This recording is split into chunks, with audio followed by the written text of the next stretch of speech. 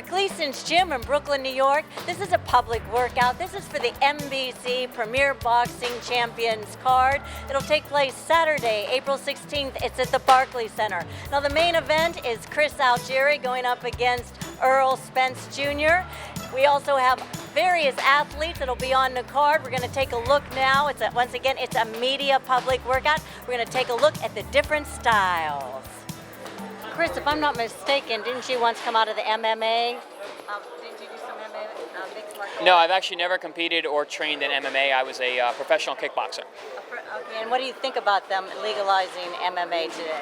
It's great for the MMA guys. I mean, and you know, it could bring some more you know, influence in the combat world into New York State. I mean, we were the last one to get it okayed, but great for them. Being a kickboxer, that's sort of a discipline in the MMA type of fighting. Would you ever cross over? No. MMA is not my future. I'm a boxer. I'm a former kickboxer, but I am true a boxer now.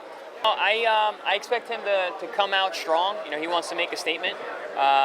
You know, he said that he wants to knock me out. Good luck. Come and get it. Because any guy who's ever tried to knock me out has always come out losing. So, you know, he's going to bring it. That's fine. The more aggressive he is, the more that'll play into me. A lot of times, you know, people read into body language, face-offs, etc. What did you see in him when you guys had a face-off yesterday? You know, I feel that he's not used to looking up at somebody. He has to look up into my eyes. He also, I don't think he's used to seeing someone who's not afraid of him.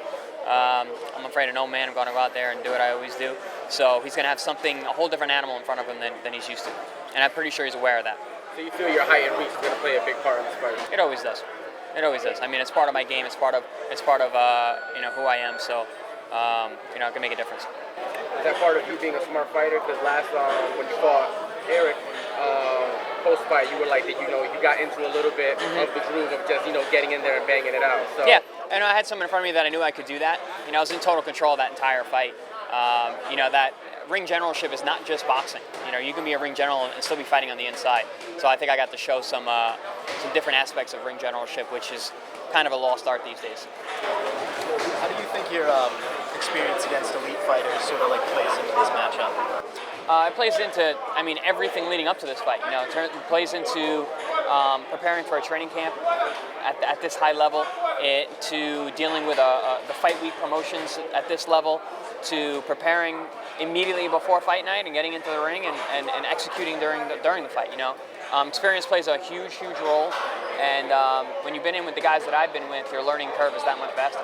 Do you think there's anything like clearly about Spence's game that you can exploit, or do you think he's sort of like weak in any areas, in terms of how he's a prospect?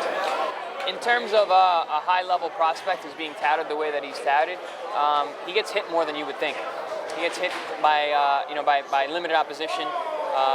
You know, you see a guy like Floyd Mayweather, even when he was coming up, you know, he never let go of his defense, even when he was knocking guys out. You know, so you know, that's something that I think really separates the elite from everybody else is defense.